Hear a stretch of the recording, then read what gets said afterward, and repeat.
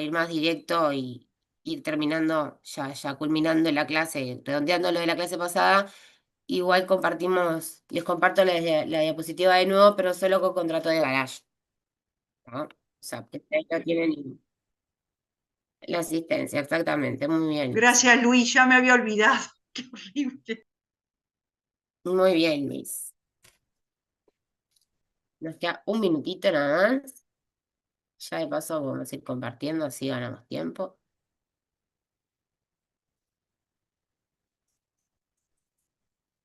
Hablemos de algo importante, Adalí. ¿Salió sillón o no salió sillón? ¿En qué quedamos? Lo que pasa es que no, el depositario, por lo que estuve viendo y analizando, lo están manteniendo en el mismo estado de conservación que cuando fue entregado. Bien, Por el Está haciendo su momento, y trabajo. no requiere la restitución, por el momento no le voy a pedir la restitución. actuó como un Quizá en padre de esta, familia. exactamente. Quizá en esta semana pida la restitución y ahí les cuento qué pasa la semana que viene. Beatriz no debe entender nada. Pero si se No hay filtra, gatos, no si hay se filtra el gatos. domicilio y llegamos a un acuerdo de por medio, se puede haber un atentado, alguna cosa que lo destruya o algún gato extraño, medio humano que lo rompa, yo qué sé. Yo ya les dije que está afuera, ¿no? Está como que en la entrada, en el pasillo. Bueno, si lo cuida como un buen padre de familia en el pasillo, no hay problema. Pero todavía no hay restitución, les cuento cuando haya restitución a ver qué es lo que pasa, qué es lo que sucede. Es un ejemplo de la clase pasada, Beatriz. No, es que ella no se acuerda porque lo que pasa que no solo la gente vieja tiene problemas de memoria, también la gente joven. Ella me comentó el ejemplo y me comentó el tema del sillón que había quedado en su casa anterior, me lo contó también. Así que sé de lo que están hablando. Igual ese también, ¿sabés qué es otro? ¿Hay otro Mirá la más? foto. Hay Apareció otro otro sillón. sillón. Ah, Sí. no, yo creí que era el caso que me dijiste que había un caso de depósito. Sí, tengo depósitos en dos lugares, por eso. Ah, tenés varios Y depósitos. ahora como me estoy mudando, estábamos con todo el tema. Ellos hicieron una pregunta Y vino sale, excelente, esa es la realidad. Vino les pongo el excelente para ejemplo. ejemplificar. Me dieron una cantidad de ideas para accionar Pero qué los bien. gatos, la posibilidad de de los gatos que los rayan, que hay dos, o sea, no. Unos asesores legales. Y Pero qué gratis, bien. profe, gratis, totalmente. Sí, sí, es gratuito, esencialmente totalmente gratuito. Sony 7, vamos. Sí, sí. Eh, ¿Estoy compartiendo pantalla, chicos? No, profesor. No, profe. No estoy No, compartiendo pantalla. no.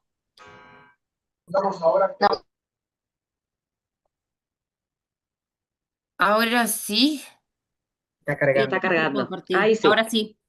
Ay, avísenme si tengo problemas de, este, de conexión. Bien, vamos rapidito en lo que estuvimos viendo sobre el final de la clase, ¿sí? Eh, Bueno, espero que haya quedado claro, no vamos a volver para atrás. Cualquier cosa nos hacen las preguntas por Eva o por mail, pero tiene que haber quedado claro los distintos tipos de depósitos que ya vimos. Una pregunta, Alfredo. Sí, profe, lo que quedó claro, por lo menos para mí, es que la mayoría de los contratos de garaje que conocía como garaje no son, porque no tienen los requisitos de seguridad y vigilancia. Bien, sí, bien con respecto a Garage. Y depósito creo que ya evacuamos todas las dudas. Los dejamos atrás, dejamos depósito y secuestro atrás y hablamos de que Garage era lo que dijimos que no lo íbamos a encontrar. Me preguntaron por ahí si había una ley que regulaba y le dijimos que no, que es un contrato típicamente innominado. Y lo que tenemos, nos vamos a regir obviamente por todas las definiciones doctrinarias y jurisprudenciales que encontremos sobre el tema. Por eso yo igual acá en esta diapositiva les puse, y que es la que les voy a subir nueva aparte, porque se los puse hace un ratito, un ejemplo distinto al de la sentencia que van a ver en el taller, que es una situación típica donde se discute si es un tema de garage o no, porque vieron que hablamos lo difícil que era a veces determinar si estábamos en situaciones de garage o no, y qué fue lo principal que terminamos diciendo en la clase acá hay una definición que utiliza, voy a ir más adelante porque está la definición, que utiliza la sentencia para determinar cuándo hay o no contrato de garage, que lo nombramos. Paula creo que había levantado primero la mano, ¿no? Sí, cuando había, perdón, vigilancia y custodia. Ahí está, el tema de lo que era la vigilancia y la custodia. En el Sí, caso de que no haya, ahí no se trataba ¿se acuerdan que hablamos del tema de del estacionamiento en los Ujú. supermercados? Del Bueno, parking. hablamos del tema del parking. Básicamente, es importante tener en cuenta que hay una organización, o sea, en el caso de los parkings, por ejemplo, tienen que darse determinados elementos que son fundamentales. Obviamente, lo que les pongo acá, que es la definición que la jurisprudencia da últimamente, que es la mayoría de la jurisprudencia, que tiene que haber como una organización profesional para prestar este servicio de guarda del vehículo, donde hay un espacio donde se me da el vehículo para que yo lo pueda estacionar, pero además hay personal de vigilancia y de seguridad. Entonces, existiendo la vigilancia y la seguridad, ahí sí podemos hablar de un contrato de garage. Si no, podemos estar ante otro tipo de contratos, como por ejemplo, también ampliamente entendido jurisprudencia, y ustedes lo van a ver en la sentencia que creo que tienen subida del Giant, digo, el tema de que no existe generalmente por ejemplo, en los estacionamientos de los shoppings, no hay un servicio de vigilancia. O sea, a mí lo que se me da es el uso de un lugar específico para que yo vaya, compre, ¿sí? Ustedes me hablaban del tema de que, bueno, tengo que pagar, pero bueno, eso será en todo caso un depósito, podrá ser un comodato, eh, para poder hacer un depósito oneroso, ¿sí? Pero no lo podemos encuadrar si no existe esta característica de facilitarme un uso dentro de un local destinado para eso, que como en casos de parkings, el lugar destinado para eso no tiene por qué ser siempre el mismo, puede ser variable, y es por un lapso, ojo los micrófonos, y es por un lapso más o menos prolongado, ¿no? El ejemplo que lo van a ver en Gamarra también, que es el del vecino, que lo nombramos también, el vecino, que hay un montón de casos donde el vecino tiene un espacio determinado, un garage bastante grande, y lo alquila, lo arrienda para que se estacione allí dentro. O yo estaciono todos los días, todas las noches, por mes, mi vehículo. Ahí hay otro tema que es también importante, es que el depositante, ¿por qué digo depositante? Porque no es un caso de garage. eh, la persona lo que hace es generalmente tiene las llaves, ¿sí? Eso es importantísimo. Yo al tener las llaves del lugar salgo y entro, en el caso que sea mucho con los vecinos o con que se me presta este espacio, se me da este espacio para que yo lo utilice. Nunca hay vigilancia, nunca hay seguridad y entonces eso lo excluye de las características que tiene que tener el garaje. Por esto que yo les decía que es importante y sobre todo cuando tienen que resolver ya sea en la prueba o ya sea en la profesión que tengan que asesorar, ¿sí? Determinar bien cuáles son los requisitos para ver ante qué contrato estamos, porque vieron que cuando empezamos con la clase de depósito, que veíamos todo, de los distintos tipos de depósito, veíamos que estaba el depósito propiamente dicho, el secuestro, y ahora que vemos el tema de garage, están vinculados, tienen temas en común, incluso con otros contratos que vimos, pero había algo muy importante que tenían otros contratos que no tenía el depósito y que tampoco tiene obviamente el garage, algo que era sumamente importante para poder diferenciarlos. Nicolás, El uso y gozo. exactamente, ¿qué es lo que pasaba con el depósito respecto de otro tipo de contratos restitutorios? Decime, Ivana, y después Camila. No, no, iba a decir lo mismo que dijo Nicolás, que había en el depósito la obligación de restituir la cosa. Ahí está. Sí, en especie, todo como en el 2239, el 2240. ¿Y Camila? Buenas tardes, no, yo iba a decir lo mismo, lo del uso y el goce, que no, que en el comodato no lo permite, y cómo es que, ay, verdad que En el depósito es- nosotros vimos que se diferenciaba de otros tipos de contratos entre una diferencia de contratos restitutorios, una diferencia principal es que acá no había goce. ¿Se acuerdan que hablamos del depósito irregular? Que acá jurídicamente no está, no lo tenemos regulado y no está permitido, y el depósito irregular es este que permite la, el goce de la cosa, que acá no la es custodia igual posible. sería algo que tiene en común con el garage, ¿verdad?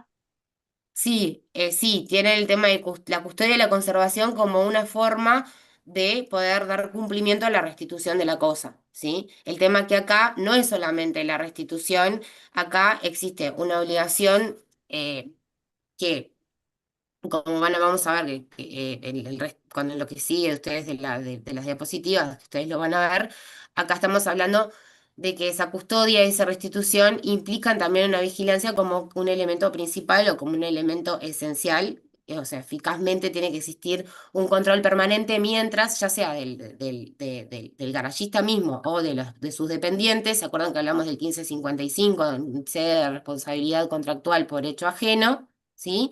Que tendría que responder de qué forma respondía.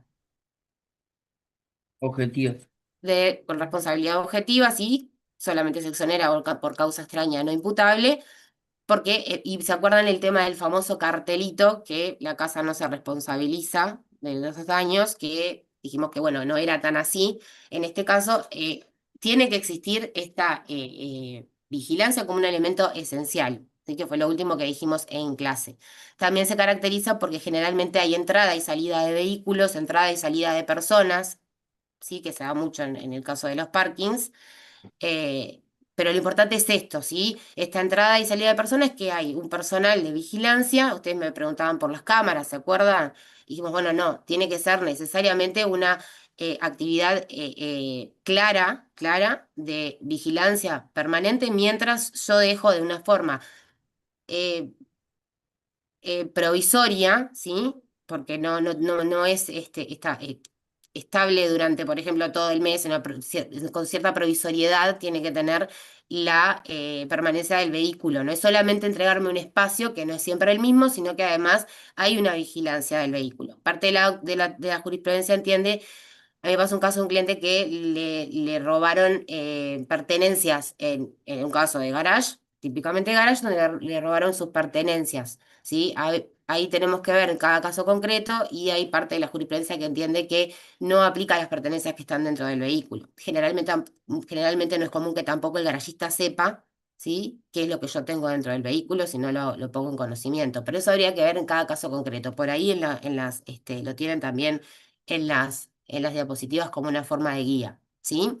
Entonces, como obligación del garagista es este suministro de este espacio para estacionarlo. Obviamente está la custodia, como también teníamos con el tema del depósito. Lo que pasa que acá existen, se suman, acá en este caso, medidas de seguridad para poder restituir el vehículo. Siempre estamos hablando de vehículos, restituir el vehículo en las mismas condiciones. ¿Ven la diferencia a lo que se suma respecto a los distintos tipos de depósito que vimos? ¿Eso queda claro?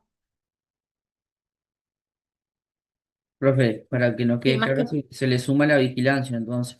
Claro, sí, se le suman Sí. elementos de vigilancia y de seguridad para que en los dos casos, tanto en términos generales del depósito que vimos, que existía esta obligación, obviamente, dijimos, bueno, ¿se acuerdan que hablamos de la teoría de la dualista, la monista? Si existía la obligación por parte del depositario de cuidar o conservar la cosa o de restituirla. Bueno, concluimos que en realidad la tiene que restituir, ¿sí? Que el artículo habla de la restitución. Si la tiene que restituir, por lo tanto, tiene que ejercer cierta actividad de conservación y de cuidado de la cosa. Lo que pasa que en el caso del garage, además con la conservación y del cuidado, tiene que existir, tiene que estar sí o sí, aparte de la prestación de un lugar para el uso, para que yo lo estacione, también esta vigilancia como uno de los elementos fundamentales para diferenciarlo con otro tipo de contratos al garage, sabiendo que es un contrato innominado. Y las sentencias que ustedes pueden llegar a ver, y si entran a la base, son sumamente interesantes y siempre hacen referencia a este tema, ¿sí? O sea que basta, por lo hablábamos recién, basta con comprobar simplemente que hubo un incumplimiento del garagista para que éste no pueda exonerarse, salvo que exista una causa extraña que no le sea imputable, ¿sí? Por todo lo que ustedes ya saben de obligaciones de medio y de resultado, ¿sí? Rocío. Buenas, primero pedir disculpas por el micrófono abierto hoy y quería consultarle, ¿ese deber de vigilancia implica que esté una persona como quien dice un guardia de seguridad o las cámaras ya cuentan como vigilancia? En su momento hablamos y me lo preguntaron, creo que con el tema de los shoppings. No, las cámaras de seguridad lo que pueden llegar a hacer es a poder determinar en el caso de que haya algún tipo de deterioro en el vehículo o te cause te devuelvan el vehículo, te restituyan el vehículo en distintas formas, deteriorado, de distintas formas, no se haya cumplido con esta conservación como debía. Lo que va a hacer es determinar, bueno, ver qué pasó, qué es lo que ocurrió, quién fue, pero no hay una vigilancia, una seguridad. Vas a ver por ahí lo dicen las diapositivas y también lo van a ver en las sentencias, ¿sí? Que siempre se trata de casos en la que ustedes van a ver, que por ahí me la mencionó alguien que ya la leyó incluso, por lo que vi, que me comentaron en la clase pasada. En esa que era un tema con el Xian, intervenía Prosegur también. Siempre van a intervenir alguna empresa de seguridad o algún tipo de vigilancia o mismo contratado por el garagista. O sea, no alcanza solamente con una cámara de seguridad, con una cámara de videofilmación. ¿Sí? O sea, cuando estamos hablando de vigilancia y seguridad, es una persona que está contratada para eso, para la vigilancia y la seguridad. La cámara no nos autoriza, no nos garantiza que no se vaya a producir un deterioro y que después la restitución no se cumpla con la restitución en forma, como lo venimos hablando, ¿no? Como uno de los elementos de la responsabilidad del garagista también. Luis, decime. Si el garaje es colectivo y cuando no hay vigilancia está cerrado con llave y cada dueño de auto tiene la llave del garaje. En ese caso no es un garage.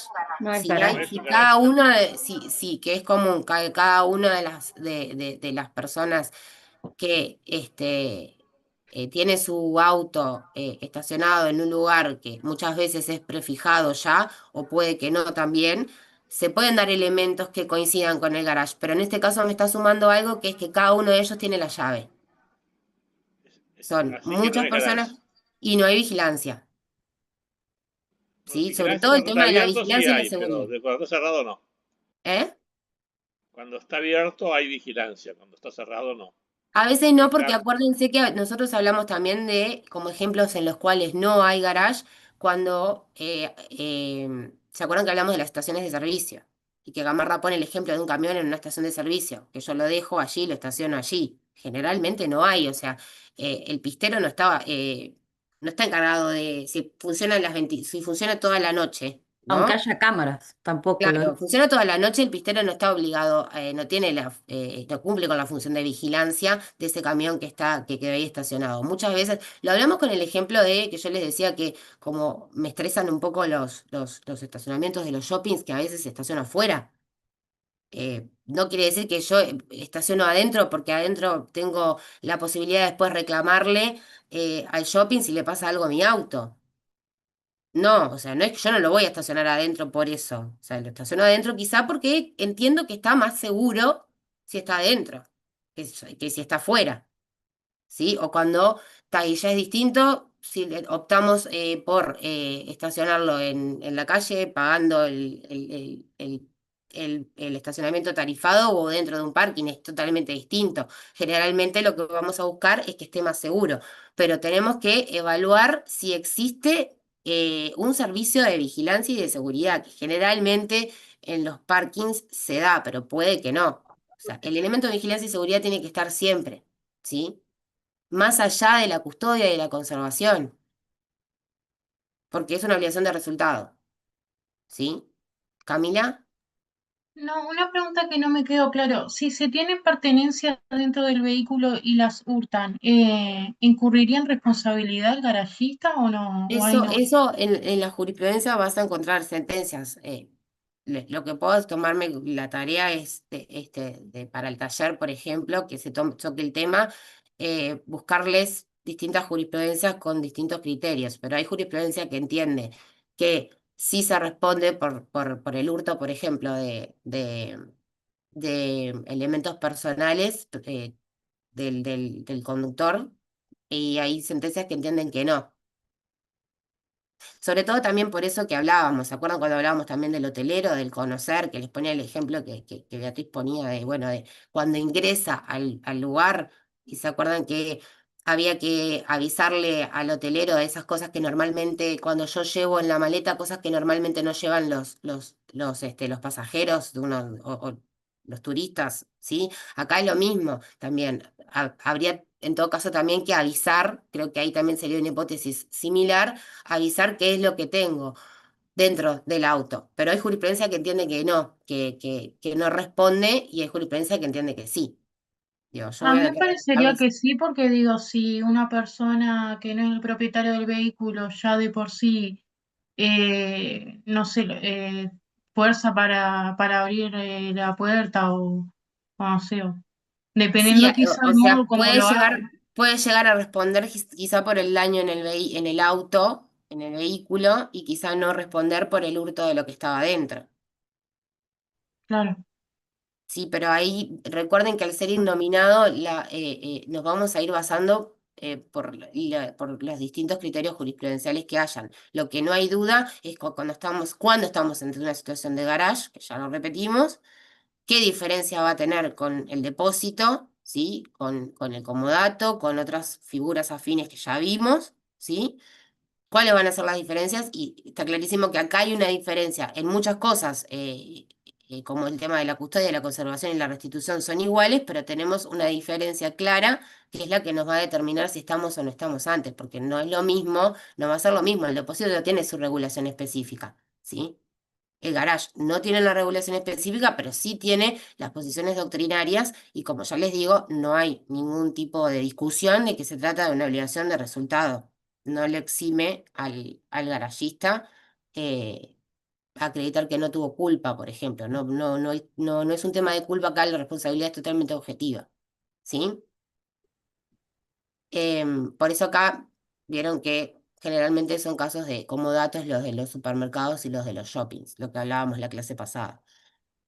Me perdí en el orden, chicos, pero Luis no habló, creo, hoy, y Nicolás y Paula sí.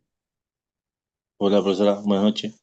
Sí. No, yo miraba que el garage es solo para automóviles y el depósito es para otras cosas que no tienen por qué Acordate, ser. sí, Sí. acordate que el depósito, ¿qué bienes podían ser objeto de depósito? Los muebles, que me acuerdo, y en algunos casos inmueble ¿Se podía ser. acuerdan que el código habla de y los muebles y habla de bienes y habla de la palabra raíz, que me Sí, preguntaron qué significaba, si significaba de muebles? inmueble. O sea, el automóvil es un bien mueble, se Sí, mueve, ¿sí? por eso, pero no Claro, pero específicamente. no siempre que sea automóviles va a ser garage. Ah, Recién bueno, dijimos que tenemos situaciones que pueden ser comodatos, por ejemplo, el caso de cuando vas cuando vas al disco, ¿sí? Y vas a estacionar en el estacionamiento del disco. no, no, pero digo, Cuando- teniendo en cuenta lo que dijo usted de la vigilancia y la guarda sí, teniendo pero en no cuenta eso. vayas a decir que todas las situaciones de automóviles son situaciones de garage. Todas situaciones en las cuales me dan el uso de un espacio para dejar el automóvil sean situaciones de garage. No. No. Ah, No, no, bien, no, bien. no. Puede ser una situación de comodato, por ejemplo. Sí, Un sí, pero comodato cambian, gratuito. van a cambiar los criterios, ¿eh? Sí, es como dato. Y cuando estamos hablando de garage, estamos hablando siempre de un automóvil, claramente. Sí, eso sí, obviamente. Pero no a la inversa. O sea, no todas las situaciones en las cuales interviene el objeto o un automóvil siempre es garage. Porque hay que ver si cumple con determinadas condiciones. ¿Sí? Eso sí, por favor. Porque Sí, sí. acuérdense que estamos viendo ejemplos en los cuales no hay vigilancia, no hay seguridad, solamente hay lo que me entregan es la posibilidad del uso de un espacio para que yo deje mi automóvil, pero no hay ningún tipo de vigilancia ni de seguridad. ¿Se entiende? Sí, sí, se entiende, La claro. diferencia Profe, tiene que quedar clarísima. sí, profe, Alfonso, sí, ¿cómo está, profe? ¿Cómo le va? Profe, mi bien. pregunta es la siguiente, ¿no? Con base a todo lo que estamos hablando, claro, eso para los shopping y esas cosas son garage, eventuales, pero cuando tengo un contrato por una mensualidad donde tengo un puesto fijo para la guardia y custodia del auto, sigue se ve con la misma forma de cómo suceder, de cómo ver si hay algún daño causado al auto. Creo que tu pregunta viene a preguntarme si cuando no hay una temporalidad o cuando la permanencia es más, volvemos a lo mismo. A veces hay parkings que hay muchas veces que se tienen las llaves. El tener las llaves, que tenga cada una de las personas que estacionan la llave, ese es un elemento que ya te lo quita de poder nominar, de poder ponerle el nombre de garage y regularlo como un garage. Y sumándole también la vigilancia y la seguridad. Generalmente, si hay un tema de vigilancia y seguridad, las llaves no la tienen todos. Les abre la persona encargada. Es más de Perfecto, sentido perfecto, común, perfecto. ¿sí? Eso es lo más importante. No quiero quitarle más tiempo a Beatriz. Esto era lo que quería terminar de concluir respecto de Garage, ¿sí? Ya, Paula, si querés, ahora ya te doy la palabra.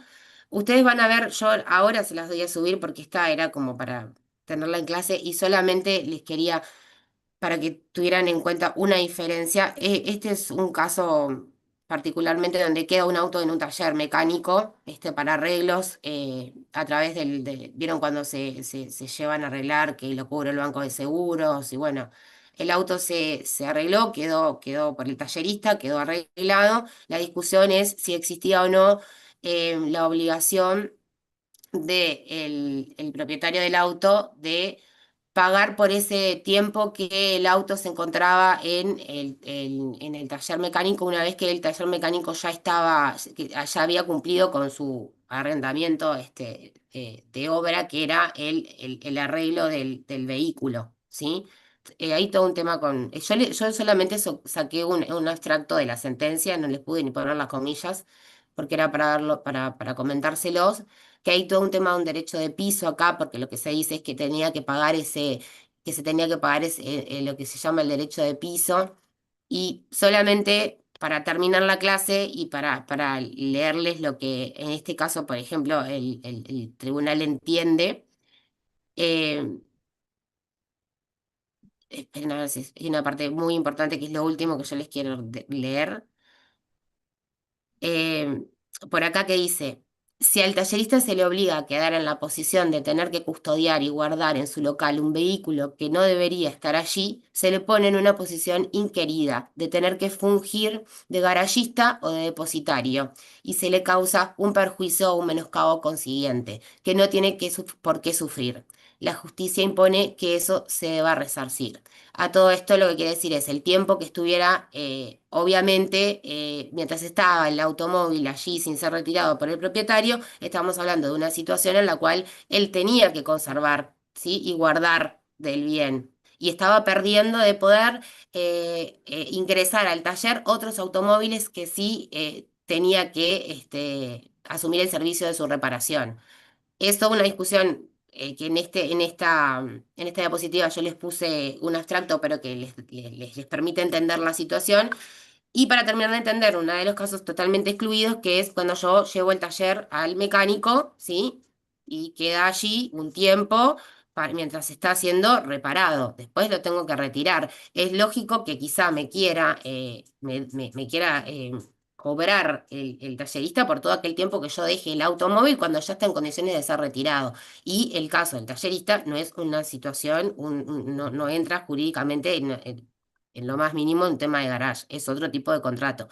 Pero es un ejemplo, y se los puse acá, para poder diferenciar, porque vieron que acá, si ustedes la leen toda, lo vamos a leer ahora, lo dice, también lo plantea la sentencia. El derecho de piso de estancia, cuando no se pactó como liberalidad, debe pagarse, porque el principio es la onerosidad, salvo convención en contrario o asignación de la ley que establezca la gratuidad, que en este supuesto, en el análisis, no existe. Es un derecho del tallerista, sui generis, que puede tener coincidencias con las obligaciones que se asume por el custodio de la cosa en un contrato de garage o conforme a un contrato de depósito. En ambas existe para el tallerista el derecho de poder cobrar. Si fuera o no fuera, ya lo que está queriendo decir es, así fuera una situación de un contrato de garaje o un contrato de depósito, el que hay, mientras ese tiempo porque queda por fuera del tiempo en el que estuvo reparando el automóvil.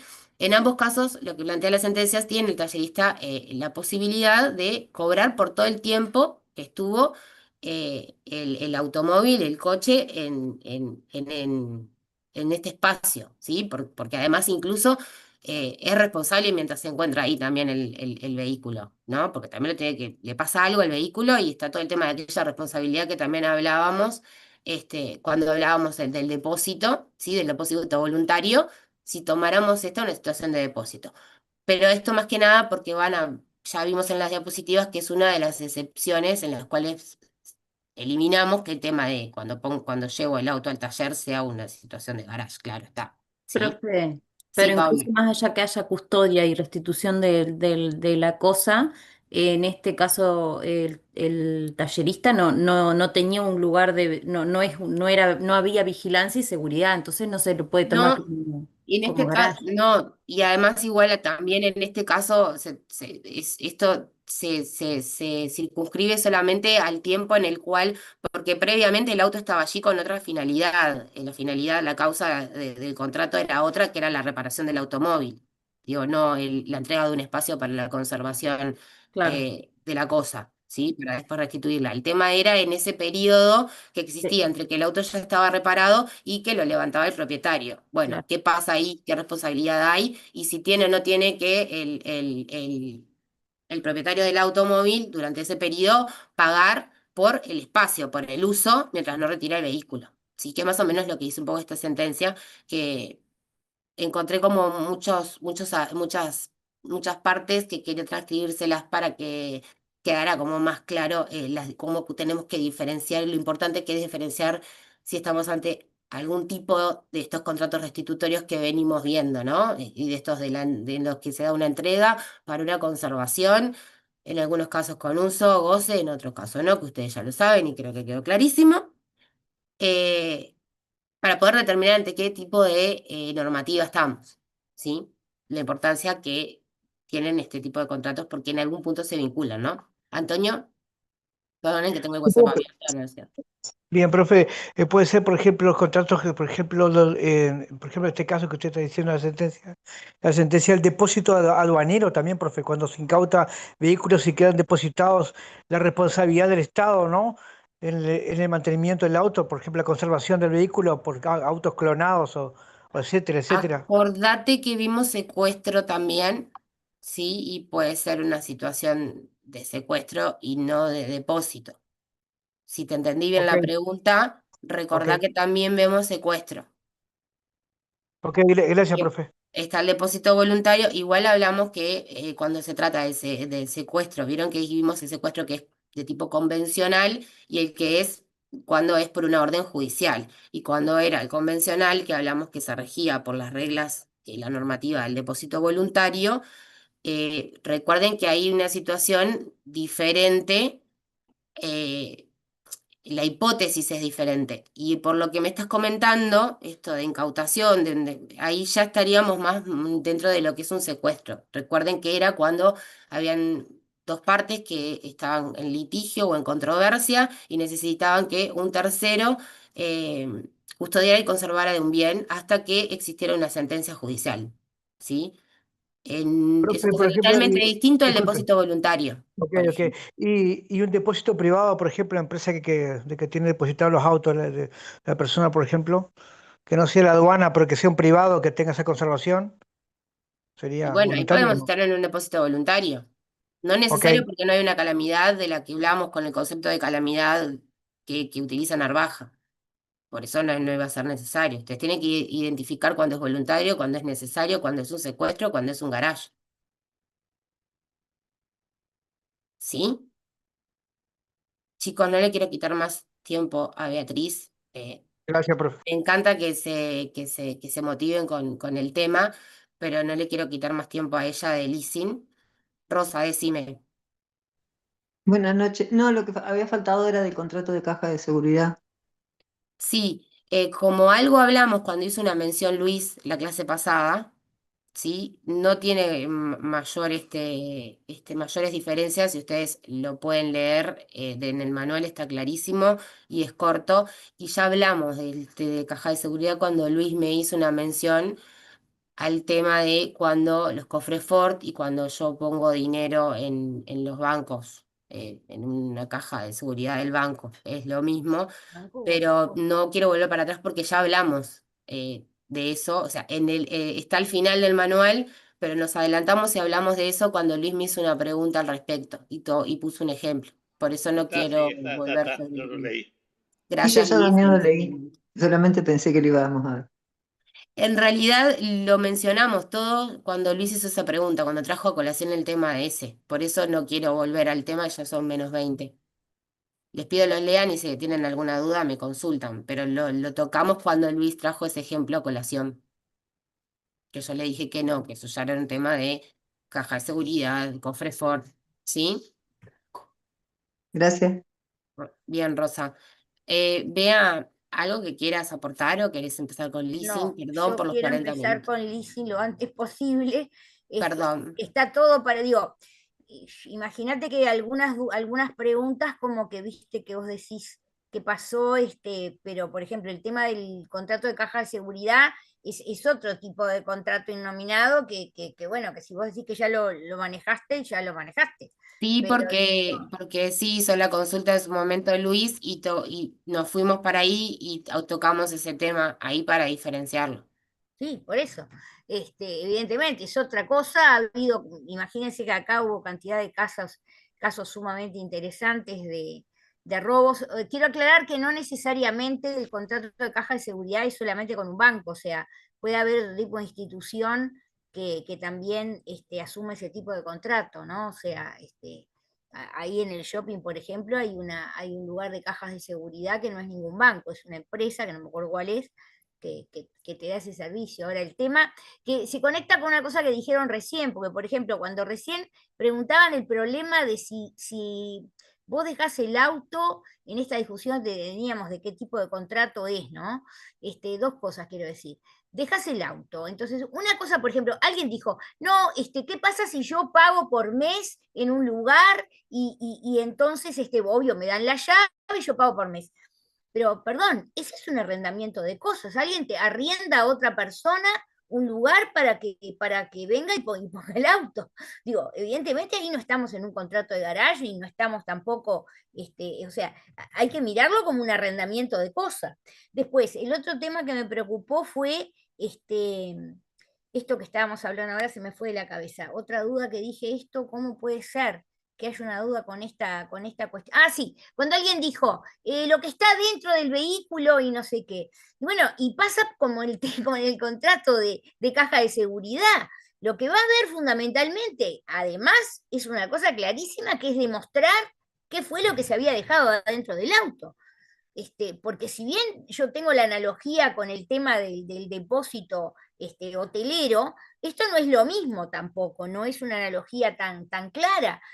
Por eso en general la jurisprudencia, cuando se están reclamando cosas que estaban adentro del auto, evidentemente no va a ser receptiva. Por eso yo el otro día, cuando hablaba de las responsabilidades profesionales, les decía, cuidado con lo que dejan adentro del auto, porque si dejaron un portafolio con un vale que les dio un cliente de $100.000 y les roban ese portafolio, va a estar complicado, ¿no? Porque es un vale al portador y el que tenga ese vale va a poder ir O el corriendo a protocolo, el cobrarlo. escribano.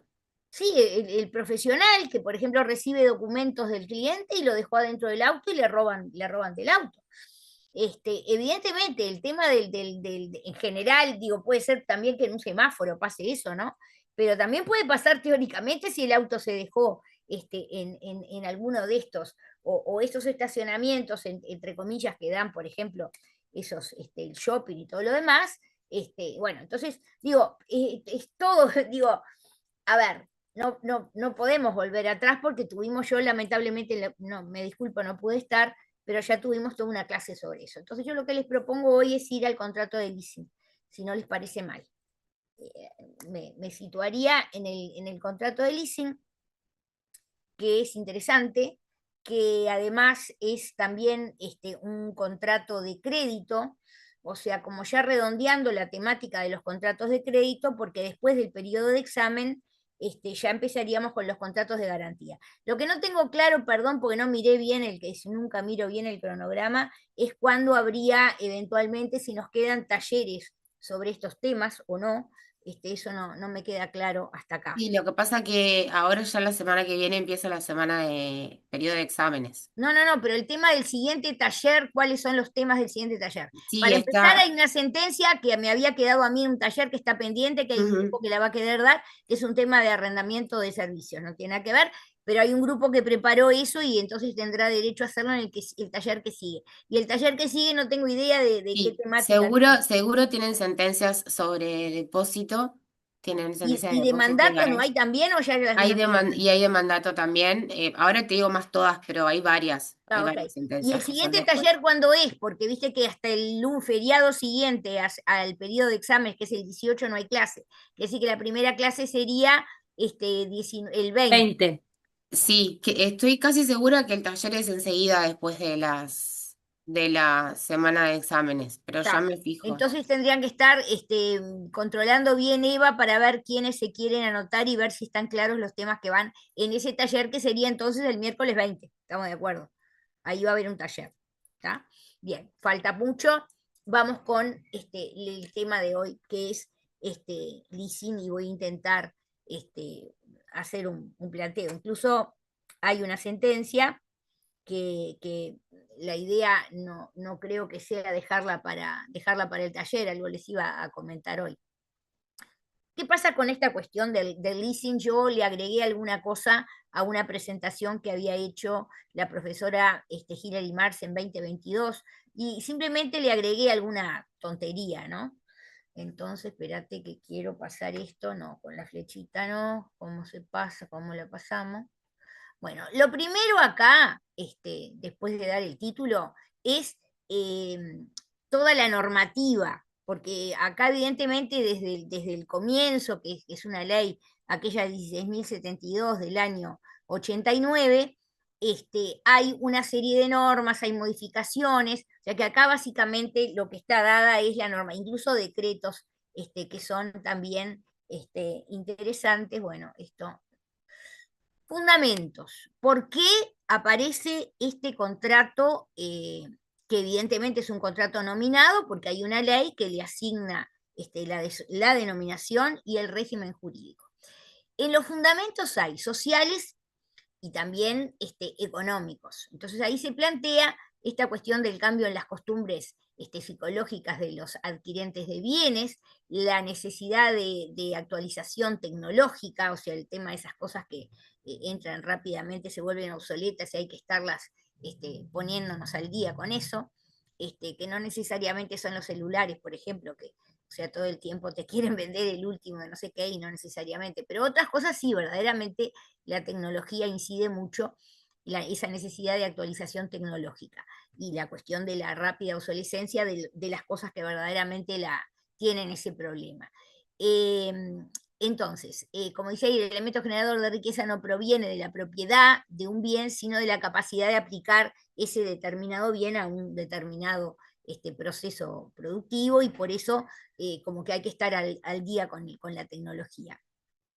Y después, el tema de alguna manera, esos factores coyunturales, como tratar de favorecer de alguna manera al acreedor, y fundamentalmente, y esto sí que ha tenido, importa, y a la gente le va a importar ir a este sistema, cuando efectivamente hay, como en algunos casos los hay, beneficios tributarios, no en todas, pero en ciertas modalidades. Ahora, vamos al concepto. Perdóname, no levanto preguntas por ahora, déjame avanzar, porque si ya tenemos preguntas con el fundamento, no voy a llegar a nada. Así que les pido que se anoten las preguntas y cuando esté más avanzado el desarrollo me preguntan lo que quieran. Concepto. ¿Qué pasa con el leasing? Contrato por el cual una parte, que ahora vamos a hacer un esquema para mirar, mirado en un esquema cómo es esto de las partes que intervienen y cómo es el planteo, contrato por el cual una parte acreditante, se le va a llamar acreditante, se obliga frente a otra, que le vamos a llamar usuario, a permitirle el uso de un bien por un determinado plazo, y este otro, este usuario, se obliga a pagar un cierto valor, se habla de canon, va a pagar por dicha utilización. Obviamente es un precio, pero le buscamos otros nombres, pero evidentemente se trata de un precio en dinero, y eso además se paga en forma periódica. Acá tenemos el esquema ese que yo les quería mostrar. Entidad acreditante, estamos hablando de una entidad acreditante, de una parte, del otro lado del usuario. Esta entidad acreditante en realidad va a adquirir un bien que está elegido por el usuario. También puede ser un bien que es de un tercero, que puede ser un proveedor. Por eso hay gente que dice que en realidad no son dos, sino que son tres los que intervienen, porque además podría haber un determinado proveedor de ese bien que en definitiva es el objeto de este contrato, ¿verdad? También puede estar, así como puede estar en poder de un tercero proveedor, también puede estar en poder del propio usuario, ¿tá? Y también puede estar en poder del acreditante. Incluso cuando está en poder del usuario, a veces se establece esta figura del leaseback, porque o sea, hay como una cosa de que, digamos, en definitiva, el bien se le entrega o después puede volver al usuario. Del otro lado, para el usuario, lo que tiene como obligación principal, ahora vamos a ver como en todos los contratos, las obligaciones del, digamos, del acreditante y del usuario. Para el usuario, fundamentalmente, pagar ese canon periódico, y una cosa muy interesante que es esto de esa opción de compra, que va a ser, bueno, facultativa. En algunos casos hay quienes dicen que es obligatoria. Hay una discusión, estaba hoy repasando un trabajo del profesor Gabriel Fernández, en el sentido de que en realidad la opción en todos los casos a su criterio siempre es una opción de compraventa y no de promesa de compraventa, como otra parte de la doctrina en la cual yo me incluyo y el profesor Blengio. De hecho, al final de esta presentación yo simplemente me permití incorporar, porque me parecía interesante que tuvieran bibliografía sobre este tema, porque es realmente un tema sobre el que se ha escrito mucho. Igual les cuento que por eso yo quería mostrarles esa sentencia de lo que básicamente veo yo como ministra de un tribunal de apelaciones, de qué pasa, cuáles son los conflictos que llegan al Poder Judicial con relación a esta figura, que son en realidad bastante acotados. Ahora, ¿cómo lo vamos a categorizar o a caracterizar? Es un contrato bilateral, como ven, como siempre, obligaciones interdependientes, recíprocas, inalagmáticas. Es un contrato oneroso, o sea, prestaciones que son, como dice el 1250, se miran como equivalentes. Obviamente es un contrato principal. Contrato consensual, acá vamos a ver también, porque miren que acá hubo una discusión de acuerdo a cómo está redactado, fundamentalmente en la primera norma, y hay una discusión acerca de si se puede entender de alguna manera que podamos estar ante un contrato solemne.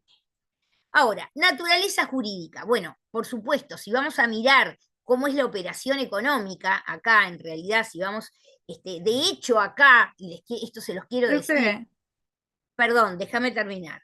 Anótense las preguntas, por favor. No, era si podía poner en pantalla completa. Disculpe. No, porque si lo pongo en pantalla completa no termino de leer. O sea, que está muy chiquito, igual la presentación la tienen en EVA. Si yo lo pongo en pantalla concreta, las cámaras me tapan parte de lo que está escrito. Y yo necesito ver lo que tengo. Perdón, me disculpo. Entonces, naturaleza jurídica, estamos redondeando y estamos hablando de que es un contrato de crédito, porque estamos hablando de que esa es la función económica, y yo acá iba a decir algo y no me quiero olvidar, que en realidad en la doctrina nacional, el primero que habló, ¿se acuerdan de la importancia del contrato, no solo como negocio jurídico, sino el contrato como operación económica? Bueno, el primero que habló del contrato como operación económica en la doctrina nacional fue el profesor Blengio, cuando por allá, por un anuario, que no me acuerdo ahora, pero lo tienen en la bibliografía, se refería justamente al contrato de leasing, porque acá, en realidad, en esta figura negocial, más allá de los análisis jurídicos que nosotros obviamente vamos a hacer, esos análisis jurídicos que vamos a hacer, importa mucho en realidad cuál es la operación económica que involucra esta figura, ¿sí? Y básicamente, ¿por qué? Porque acá vamos a ver que hay cosas, como el contrato de crédito aparece, digamos, una transferencia que podrá o no terminar siendo definitiva, pero que en realidad, y como dice ahí, en algún punto se puede entender que hay, o se permite ese uso y goce, y no es ajeno tampoco a esta figura la función de garantía. Por suerte, con negocios de garantía después del taller, o sea que el viernes siguiente a la semana de exámenes, vamos a empezar a hablar de los contratos de garantía. Y acá, en realidad, si uno se pone a leer desde la primera ley de leasing, se va a apreciar que lo primero que vamos a ver es que es una figura que en algún punto se asimila al arrendamiento, porque en realidad ese acreditante se obliga a entregar una cosa, ¿sí? Y permitir el uso por parte del usuario, que por eso se llama usuario, y en realidad el usuario va a ir pagando un precio, vamos a decir, periódicamente por ese uso, y esa figura que aparece al final, que es el tema de la opción, que ya les digo, la doctrina discute cuál es el alcance de esa opción, por la que, en definitiva, en una de las posibilidades que va a tener el usuario es efectivamente pasar a ser el dueño de ese bien, y en ese caso pagando un valor que se llama ese, vamos a decir, precio final o residual, que se da obviamente al momento de finalizar el contrato, y es una de las posibilidades, porque vamos a ver que hay otras, porque también lo puede devolver, ya vamos a ver. Objeto, entonces, qué bienes pueden ser objeto de este contrato? Tenemos tanto bienes muebles, no fungibles, como bienes inmuebles, y acá también cualquiera sea el destino, porque eso no va a tener, digamos, interés. O sea que bienes muebles, no fungibles, o bienes inmuebles. Origen del bien. Esto algo ya habíamos dicho cuando hicimos ese esquema que mirábamos al acreditante y al usuario. El bien, como dije yo ahí, perfectamente puede ser elegido por el usuario, y sobre esa base el acreditante lo adquiere de un proveedor. Esta modalidad en realidad no se va a admitir en el leasing operativo, sino que va a ser solo, ahora vamos a hacer la división de leasing financiero y leasing operativo. También puede ser un bien que a la fecha del contrato sea de propiedad del usuario, como yo les dije, pactándose simultáneamente su venta al acreditante, o sea, esto que yo les decía de volver, en definitiva, que se denomina lease back o leasing de retorno. Y finalmente, el bien a la fecha del contrato puede ser ya directamente de propiedad del acreditante. Eso en cuanto al origen del bien. Acá viene la cuestión esta, solemne o no solemne, porque el tema es el artículo 6 de la ley 16.072. En realidad ustedes tendrían que tenerla a mano esta ley, porque hay varios artículos que vamos a mirar, pero la tienen que tener actualizada, porque esta ley tuvo modificaciones posteriores y cambios de redacción dados por legislación posterior, que eso se supone que es lo que está en la primera lámina, se hace referencia a cómo es la regulación en cuanto a normativa, no solamente en legislación, sino también en decretos reglamentarios. Entonces, ¿qué es lo que pasa con esta norma y lo que dice esta norma. Es decir, acá la cuestión es si vamos a considerarla como que se está estableciendo la solemnidad o lo que ha entendido en general, la doctrina, y acá de vuelta es parecido a algo que veíamos y lo vimos efectivamente en el arrendamiento de cosas, acerca de que en definitiva esa manera de estar legislado el artículo 6 no implica en puridad un requisito de solemnidad, sino simplemente... Tengo la ley si le interesa. Sí, fíjate, por favor, lo podemos mirar. Déjame mirar si yo no lo tengo transcrito. Artículo 6. El contrato deberá otorgarse en instrumento público o privado con firmas certificadas por escribano público y en triplicado. Sí, perfecto. Entonces deberá otorgarse, incluso, por ejemplo, hay autores que han planteado que cuando se trata de un inmueble y cuando además se establece la opción de compra, efectivamente la única manera de poderse instrumentar el contrato es con un requisito de solemnidad, por el tema de la opción de compra que aparece al final. Claro, en lo personal, con la profesora Zafir y otros autores, Blengio, como decimos que esa opción, en nuestra opinión, no es una opción de compraventa, sino una opción de promesa de compraventa, no necesariamente tiene que ser, tiene que darse en escritura pública. Hay un trabajo interesantísimo del muy distinguido profesor Gabriel Fernández, donde él sostiene que en realidad la opción nunca puede ser de un contrato de promesa, sino que siempre en definitiva es de un contrato de compraventa, y él hace una cantidad de fundamentos que está y critica nuestra posición, y verdaderamente, como todos los trabajos del profesor Gabriel Fernández, es un trabajo muy fundado, y por eso yo lo incluí en la bibliografía.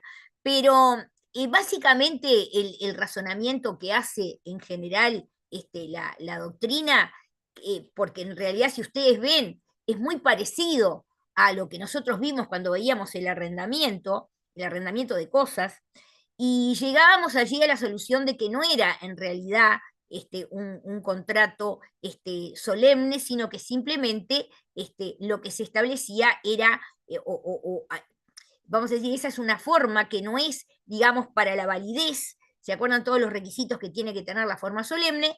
No sería entonces el caso, y esto por supuesto da otro tipo de apertura, porque evidentemente es una opinión que va en favor del principio de conservación del contrato. Si es una pregunta sobre esto, habilito las preguntas, ya estamos a las 21:01, pero adelante. Franco. No, yo simplemente quería referir a la solución que el profesor Blengio arriba, que es que a partir del artículo 52, ¿no? Él dice que, bueno, que si no se hace de la forma estipulada por el artículo 6, el contrato no es nulo, ¿sí? Es un contrato es un contrato diferente, ¿verdad? No es un leasing, pero no por eso dejaría de ser válido. Ahí está, o sea, Entonces, como en que ese no sentido, habría, o sea, no sería, no estaríamos en el tipo del contrato de leasing, incluso con el problema de la nulidad, evidentemente, si falta el requisito de solemnidad, nosotros llegaríamos a la conclusión de que el contrato es absolutamente nulo. Esa posición del profesor Blengio, evidentemente, es una posición, como yo les digo, favorable, digamos, a la conservación del negocio, aunque saliendo del tipo negocial leasing, y indirectamente volviendo al mismo, porque se acuerdan que cuando no es la forma negocial, pero tenemos que ver qué régimen jurídico vamos a aplicar, siempre decimos que vamos a tener que ir a la aplicación del régimen jurídico del contrato más afín, que en este caso sería el contrato de leasing. Paula, ¿algún planteo más sobre este tema? No, eso que me queda la duda de si es solemne o no, porque en el caso de ser bienes inmuebles que precisan el instrumento público, ahí sería como un requisito de validez, pero si Pero el fuera... problema es que el bien inmueble, el tema es que acá vamos a volver de nuevo, Paula, a lo que yo les dije que era el propio concepto. Acá lo que se da es el uso y goce de un bien, y el otro paga por eso. Por eso mucha gente con Zafir, que fuimos las primeras que escribimos sobre contrato de leasing, la primera ley de leasing, en realidad lo asimilamos bastante al tema de un arrendamiento con una especie de opción de compra que aparece al final. Es decir, acá si volvemos al tema de la solemnidad, ¿solemnidad sobre qué? ¿Llamar la atención sobre qué? ¿Sobre que se da el uso y goce de un bien? Claro, no, yo me mezclé porque como puede darse Es a lo muy último. válido tu planteo, porque evidentemente tu planteo es muy válido. También se planteó para el arrendamiento, porque si vos te fijás en el arrendamiento, la norma está redactada en forma bastante semejante, ¿sí? El problema es cuando vas a interpretar una forma como solemne, digamos, tiene que ser claramente, porque la consecuencia de no expresarse el consentimiento a través del requisito de forma que se supone establece el legislador para la validez, te lleva, por otro lado, a la nulidad. Entonces acá, vos viste cómo se acaba de leer cómo está redactado, entonces dice, bueno, deberá establecerse por escrito y etcétera, etcétera. Bueno, eso es verdaderamente un tema de solemnidad. Ahora, distinto es, por eso digo, el análisis del profesor Fernández es muy interesante, porque él lo lleva a decir, bueno, y si vamos a hablar del problema de qué pasa con la opción, tenemos que ver opción de qué, y ahí se va a otro tema, que es el tema de analizar, en realidad, esa opción que aparece al final, si es una opción de promesa, obviamente que si es una opción de promesa, eso ya lo vimos, nunca el contrato preliminar, y eso lo dijimos, tiene que tener el mismo requisito de forma que el contrato definitivo. Yo se los expliqué. Eso es trasvasar un requisito de forma de un contrato a otro contrato completamente distinto, donde no se llama la atención sobre una transferencia, por ejemplo, de la propiedad, sino que se llama la atención sobre el sentido de que las partes están acordando hacer otro contrato, que será un contrato, pero que implica, digamos, otra etapa. Es una de las críticas que hace Gabriel Fernández, y yo la verdad, muy, muy bueno el trabajo de Gabriel. Gabriel dice, a mí me parece que no está bien que estos profesores, por Blengio, por mí y otros, estén diciendo que esto tiene como 3 etapas, porque en realidad tiene la etapa de dar el uso y goce por el pago del precio, después tiene la etapa de la opción, pero cuando se acepta la opción no es un tema de que directamente se perfeccione la compraventa, sino que se perfeccione una promesa, y después tendría que venir una ulterior etapa, que es la etapa del contrato de compraventa. Y Gabriel ahí dice, y yo la verdad es buen argumento, él dice, la verdad que le están sacando a la opción lo más importante que tenía. ¿Se acuerdan que la opción, la gran ventaja que tenía la opción sobre un contrato preliminar es que no necesitas que se vuelva a manifestar el consentimiento, porque ya está adelantado en la opción, ¿tá? En fin, no quiero entrar, porque de veras de corazón les digo, precioso todo, pero yo nunca vi una discusión en ningún juzgado sobre esta temática. Yo después les voy a mostrar en qué vi yo las discusiones, y sobre esa base vamos a tratar de seguir adelante. Federico.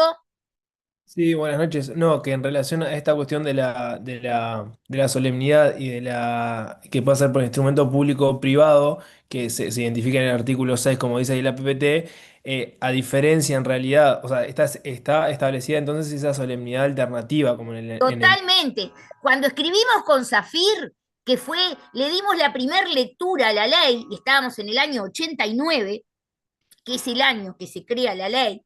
En ese año yo tenía la alegría de estar permanentemente con Dora, porque fue el año que también escribimos el libro de responsabilidad de los médicos, y nos pidió, el Colegio de Abogados nos pidió, sobre la base de esta ley que se acababa de dictar, nos pidió un trabajo. Entonces, con Zafir lo primero que hicimos fue leer la ley y ver las tremendas semejanzas que tiene esta ley con aquella ley que nosotros ya estudiamos, que es la ley 8733 del año 1931, y donde vemos que hay un montón de cosas muy parecidas, ¿sí? Y una de las cosas parecidas es eso que tú estás hablando, y que acá en clase lo vimos, la solemnidad alternativa, si es que lo vas a considerar así, porque así también se hace la promesa cuando se dice que la promesa y ahí se habla de solemnidad, tiene que otorgarse en escritura pública o en instrumento privado, y se habla de una solemnidad alternativa, pero sin embargo a nosotros nos pareció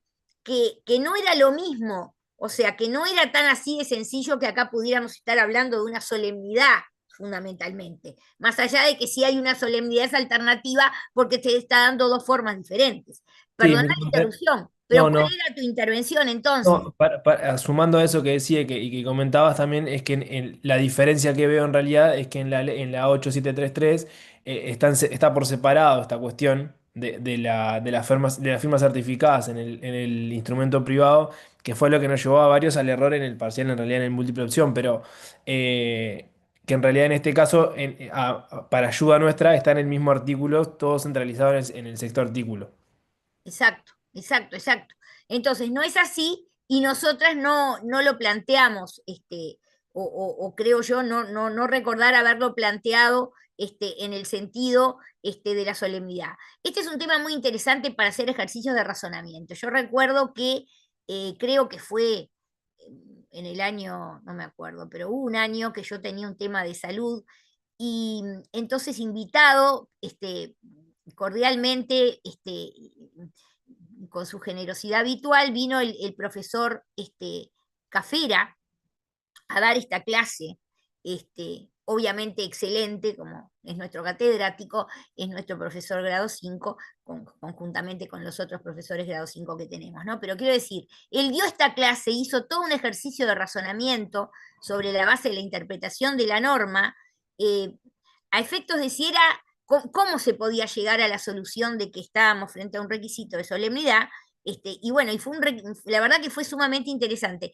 En lo personal, yo no quiero, digamos, vamos a decir, extenderme en este punto, porque si bien es interesante, creo que alcanza con que yo les plantee las posiciones y siga adelante, porque mi idea es avanzar lo más que pueda en esta figura negocial, y lamentablemente el tiempo me indica que ya estamos a las 9:10 y que nos quedan entonces 50 minutos para ver todo lo demás que tiene esta norma, ¿no? Y sigo, si me permite, pero no con la palanquita, no con la tecla, que me encantaría porque no me deja, sino que con el mouse despacito. Tema de la inscripción. ¿Por qué?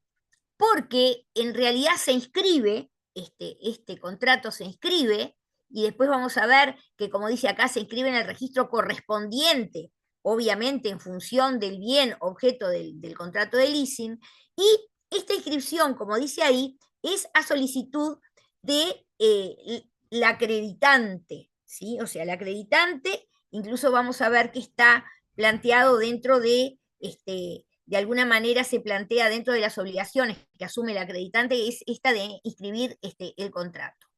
El plazo para hacer esta inscripción, como dice ahí, es de 5 días hábiles, y además otra cosa interesante es la caducidad de esta inscripción. O sea, esta inscripción caduca a los 5 años, y obviamente, como sucede en todo este tipo de situaciones, se puede reinscribir, o sea que es posible, digamos, cuando está por caducar, se reinscribe en la medida en que se mantenga, y vamos a ver un poco después cómo es la vida de este contrato, ¿no?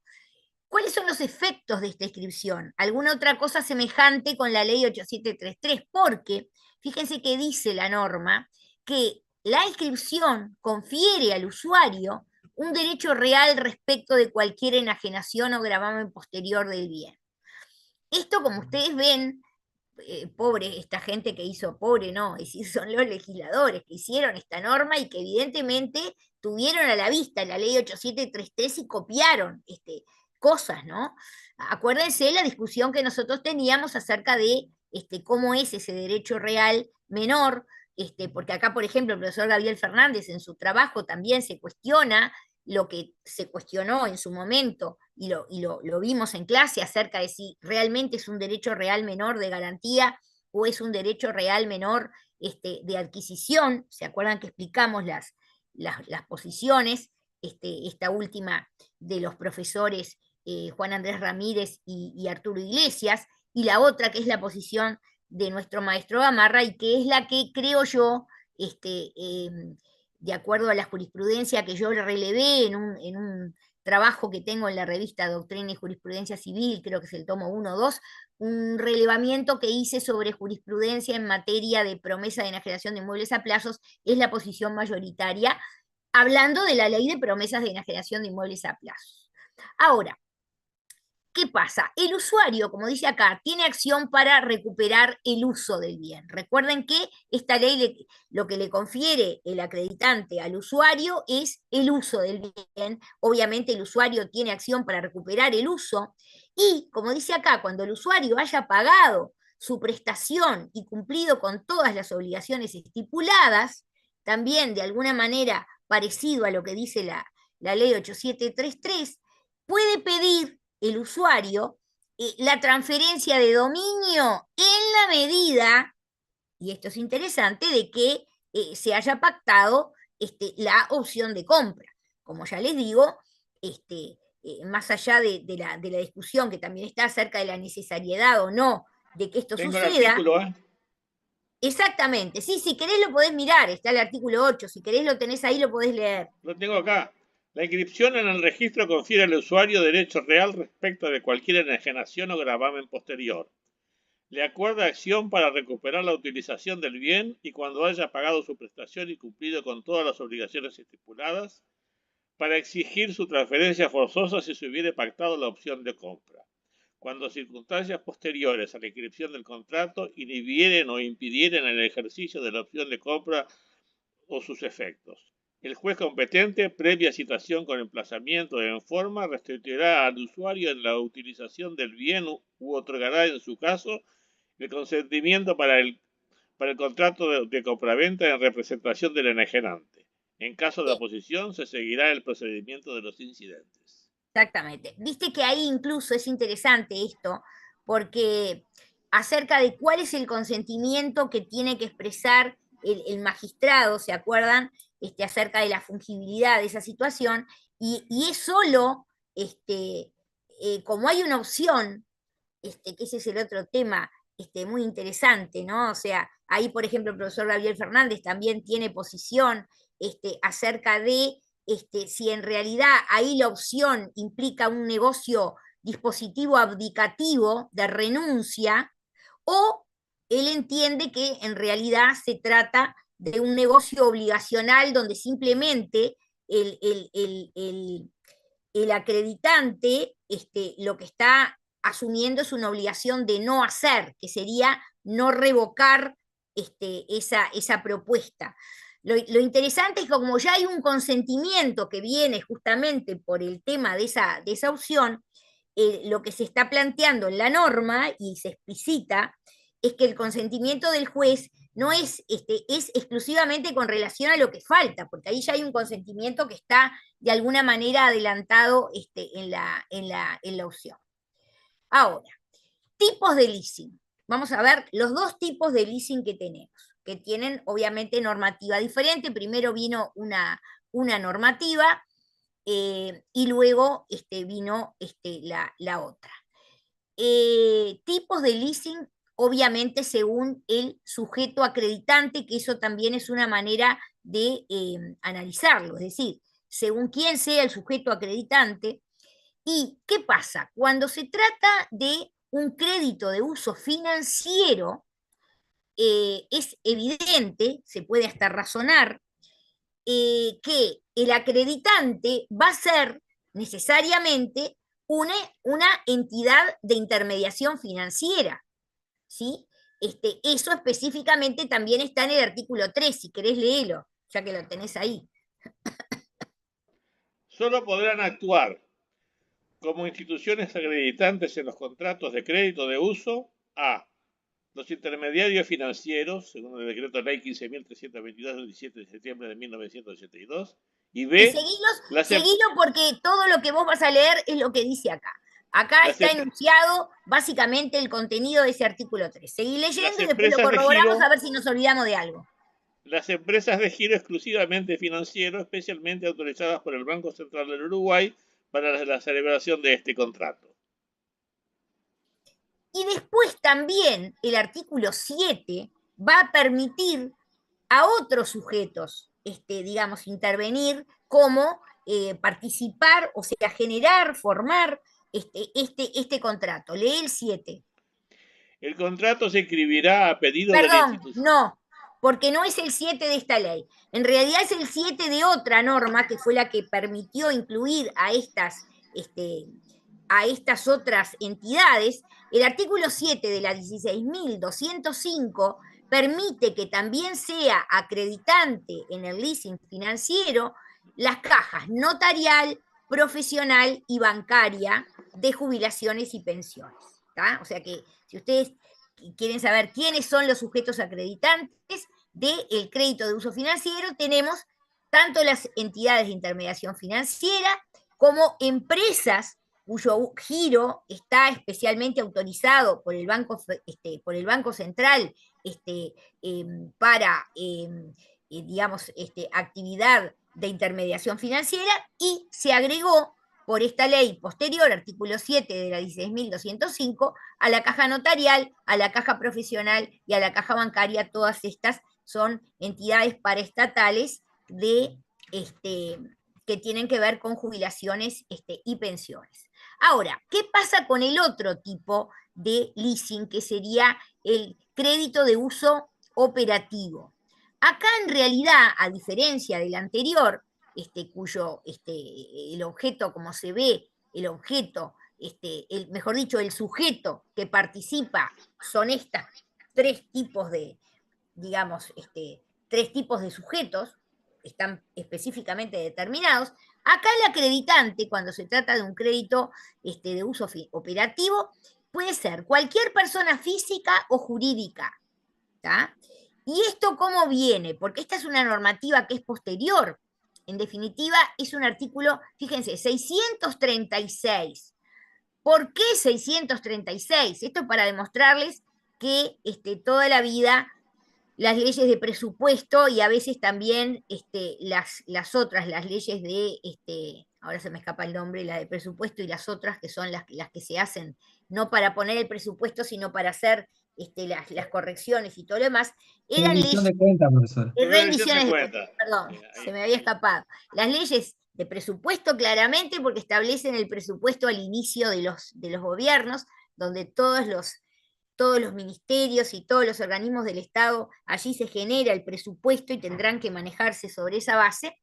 Pero después viene la ley de rendición de cuentas. Bueno, estas dos siempre podía pasar, y ha pasado, que tengan montones de artículos donde aparece de todo un poco. Acá, por ejemplo, en esta ley 17.296 aparece este artículo 636 que concretamente tiene una suerte de regulación sobre este crédito de uso operativo, y dice que como acreditante puede serlo cualquier persona física o jurídica. Entonces, vamos con el leasing financiero. En realidad acá esa definición viene dada por el artículo primero de la ley 16.072, pero también en la redacción dada por la 16.205. Acá es donde ustedes, cuando leen, que no tienen problema, porque si lo leen de INPO les da directamente la norma y la actualización, y les dice de dónde sale. El crédito de uso se los leo yo. El crédito de uso es un contrato de crédito por el cual una institución financiera se obliga frente al usuario a permitirle la utilización de un bien por un plazo determinado, y el usuario se obliga a pagar por esa utilización un precio en dinero abonable periódicamente. Esto, ¿se acuerdan que ya lo vimos? Acá de nuevo el esquema, es decir, este es el mismo esquema, simplemente dibujado de una manera diferente, ¿verdad? ¿Por qué? Porque acá yo tengo también el tema del proveedor, por ejemplo, que se acuerdan que vimos que era cuando hablábamos de que el bien en realidad es adquirido por la entidad de intermediación financiera, incluso a elección del usuario, y es adquirido de un proveedor. Entonces, básicamente tenemos el tema del banco y el usuario, acá está el tema del leasing entre el banco y el usuario. Por ejemplo, el tema de la entrega del bien va a ser una de las obligaciones que asume esta entidad de intermediación financiera, mientras que el usuario tiene como obligación principal pagar el canon periódico. Sin embargo, el banco tiene con el proveedor una compraventa.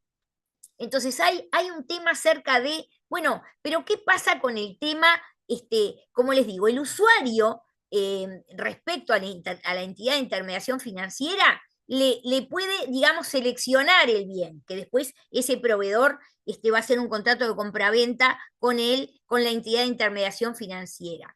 Entonces aparece un tema acá de qué pasa con los vicios, si el bien ese tiene vicios, porque claro, nosotros en la compraventa, por ejemplo, estudiamos el problema de la evicción o ¿se acuerdan del saneamiento? ¿No? El saneamiento por evicción o el saneamiento por vicios. Entonces ahí más adelante vamos a desarrollar cómo es ese tema, pero no perdemos de vista, digamos, esto que es un poco ese esquema que ya estaba, pero simplemente acá para colocar también al proveedor.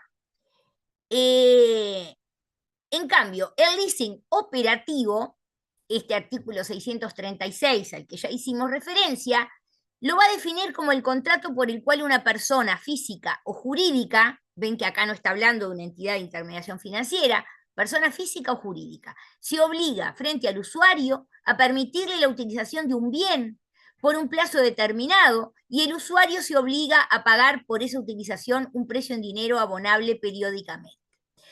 Se aplica obviamente la normativa para el crédito de uso financiero, con excepción de algunos artículos, porque eso lo dice expresamente esta norma, a excepción de los artículos 3, 4, 11, 12, literales B, 13 y 14, de las normas tributarias y del capítulo de disposiciones finales de la ley 16.205. Es decir, ahí está explicado cómo es el régimen jurídico para este leasing operativo. Una cosa que quiero señalar, porque tanto en la definición del leasing financiero como del leasing operativo, en los dos casos se habla de un bien, a ver si está acá también. Se obliga a denunciar la organización de un bien. Ven que dice un bien, y acá vuelve a decir un bien, ¿no? Esto es interesante, porque, por ejemplo, acá, y el profesor Gabriel Fernández lo destaca en su trabajo, como se ve, y la doctrina ha tratado siempre de separar o de marcar la diferencia de qué pasa si el bien es mueble o si el bien es inmueble. Y acá hay un argumento que hace el profesor Gabriel Fernández acerca de que en realidad la norma en los dos casos y para los dos tipos de leasing está hablando de bien sin hacer ningún tipo de distinción, de manera que el bien puede ser tanto bien mueble o bien inmueble. Entonces él plantea esa duda acerca de discriminar o distinguir, cuando en realidad en la definición para cualquiera de los dos tipos de leasing, en realidad la norma no distinguió. En los dos casos habla de bien. Bueno, opciones para el usuario. Acá viene una cosa interesante, porque acá se nos va a explicar el usuario qué puede hacer, o sea, cuáles son las opciones que tiene. Básicamente, déjame revisar si no hay nadie antes, no. Básicamente, la primera, que es la que uno asocia con esta figura, es la opción de compra. Entonces, acá se plantea que puede pactarse en el contrato, y ven que se dice puede pactarse, o sea, acá también a veces la doctrina se divide porque hay quienes dicen que de alguna manera tendría que ser, o se puede entender de que esto es obligatorio, pero nos quedamos con que puede pactarse en el contrato la opción irrevocable de compra del bien al vencimiento del plazo y mediante el pago de un precio final. Yo les hablaba de ese precio final o residual, que a veces es casi simbólico, porque a veces es una suma de dinero que evidentemente para nada es representativa de lo que sería el precio, pero tienen ustedes que pensar que eso pasa al final de todo un periodo que se va a establecer en el contrato, a través del cual este usuario utilizó ese bien, y del otro lado, el acreditante le permitió esa utilización. Entonces, al final del contrato aparece, si está pactada esta opción. Cuando se pacta esa opción, se pacta como una opción, en realidad parecería irrevocable, redundante, porque si yo estoy hablando de opción, y ustedes el año pasado estudiaban lo que es la opción, y las diferencias, ¿se acuerdan que en las primeras clases, cuando traté de hacer un abordaje general de lo que era la parte de la teoría general del contrato que estudiaron en obligaciones, y ahí yo traté de hacer un comparativo entre la opción, el pacto de opción o contrato para algunos de opción? Imagínense que si se habla de contrato de opción, por ejemplo, ya se está pensando que entonces lo que nacen son obligaciones, pero ojo que hay gente que dice que no es así, que en realidad lo que hay en la opción es una propuesta irrevocable, y en realidad no es una obligación de no hacer, obligación de no revocar la propuesta, sino que lo que hay es un negocio abdicativo, donde hay alguien que se priva, renuncia a la posibilidad que el propio Código Civil da de que se pueda revocar una propuesta. Entonces vuelvo a lo que estamos hablando. Puede pactarse en el contrato de opción. La opción irrevocable, yo digo, es redundante en mi concepto hablar de irrevocable, porque ya se sabe que si es opción se trata de, hay una irrevocabilidad en ese sentido. Opción irrevocable de compra del bien al vencimiento del plazo, y ahí entonces el usuario paga un precio final o residual, y acá viene el tema. En dicho caso se otorga el contrato de compraventa cancelando la inscripción en el registro. Si esto se lee así, parece que está redactado por el profesor Gabriel Fernández, porque en realidad no está dando lugar a considerar que entonces esa opción sea una opción no de la compraventa, sino de una promesa de compraventa. Tema que nosotros en esa primera lectura,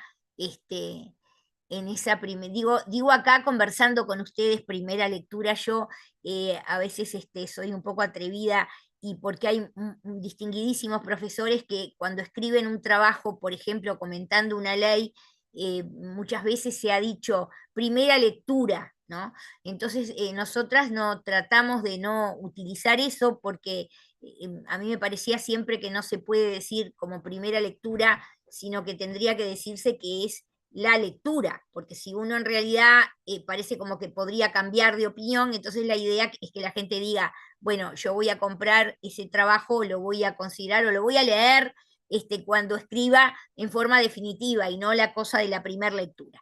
Pero lo cierto, la realidad es que con mi amiga la profesora Zafir, muy jovencitas las dos, en el año 89, estamos en el 2026, saquen la cuenta, saquen todas las cuentas que quieran, era la ley recién salida, y nosotros hablamos en ese momento de que la opción no era para una compraventa, sino para un negocio preliminar, o sea, para una 37 promesa. años.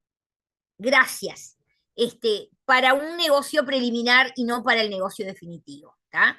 Pero volvemos, porque acá lo que estamos diciendo es que cuáles son las opciones del usuario.